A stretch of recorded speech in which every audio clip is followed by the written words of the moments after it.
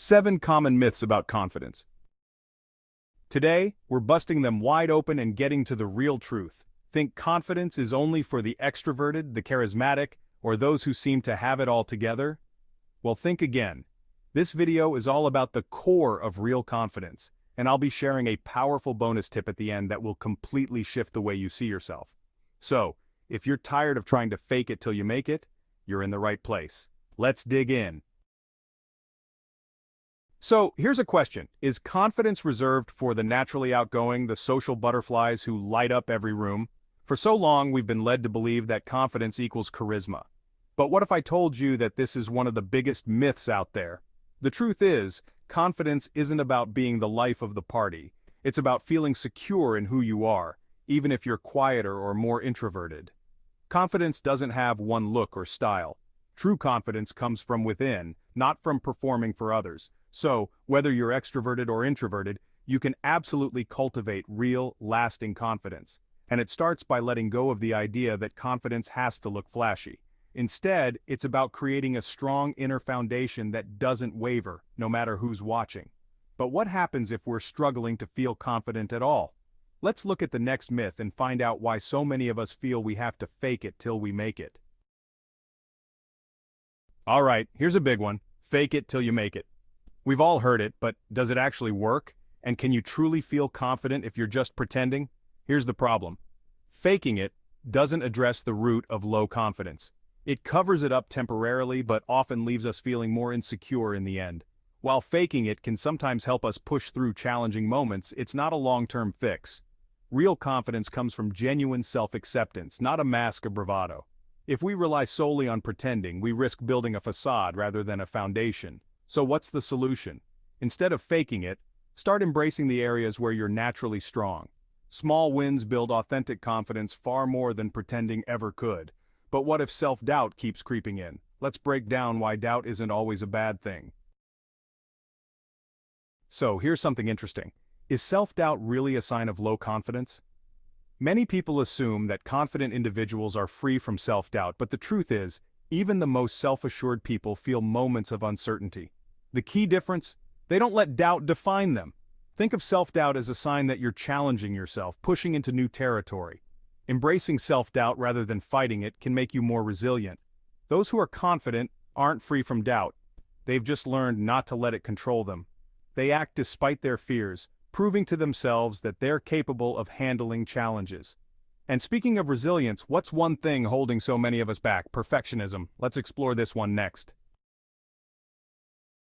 Now let's talk about one of the sneakiest myths of all, that to be confident, you need to be perfect. This idea is so deeply ingrained that many of us end up paralyzed, afraid to even try. But here's the real truth. Confidence and perfection are not connected at all. In fact, some of the most confident people embrace imperfection. Confidence actually grows the more we allow ourselves to be imperfect. It's the courage to take action, to put ourselves out there, even when we're not sure of the outcome. When we shift our focus from getting everything perfect to just making progress, we start to free ourselves. In the end, it's the ability to be comfortable with our imperfections that allows us to move forward with confidence. But what if we're constantly comparing ourselves to others? Let's look at how comparison can be a major barrier to confidence. Here's a big trap many of us fall into, the idea that confidence comes from being better than others. We think, if I could just be more successful, more attractive, or more accomplished than that person, I'd feel confident. But the truth is, comparison can be the fastest way to erode our self-esteem. Confidence isn't about being better than anyone else. It's about becoming the best version of ourselves. When we compare, we shift our focus outward and lose sight of our own unique strengths. The key to building confidence? Turn your focus inward, acknowledge your own progress, and celebrate your unique journey. Confidence grows from self-acceptance, not from competing. But what about those nagging, critical thoughts we all experience? Let's explore how we can silence them next. Alright, here's a tough one. Many people think that true confidence means you don't experience any negative self-talk. But is that really achievable? The truth is, even the most confident people still have critical thoughts. They've just learned how to manage them. Instead of trying to silence all negativity, confident individuals learn to question those critical voices. They know those thoughts aren't facts, just old beliefs or insecurities trying to resurface. By practicing self-compassion and countering negative thoughts with realistic affirmations, they stay grounded and focused on their strengths. Learning to coexist with self-doubt, rather than fighting it, allows us to keep moving forward. But there's one final myth that's essential to tackle, and it's all about validation. Let's dive into why confidence can't be built on the approval of others. Here's a question. Does confidence come from external validation? We often think that receiving praise, admiration, or approval from others will make us feel more confident. But this is actually one of the biggest confidence traps of all. Relying on others for validation can make us feel good in the moment, but it's a fleeting source of confidence. True confidence comes from within, specifically from our own acceptance and appreciation of who we are.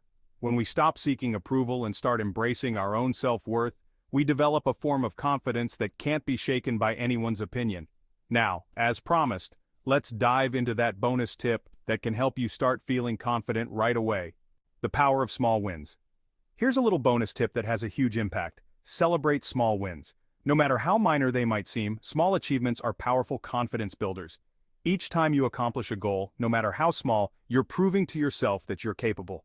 Over time, these little victories build an unshakable sense of confidence. So, there you have it. True confidence isn't about being perfect or getting approval from others. It's about embracing who you are, managing self-doubt, and celebrating your progress.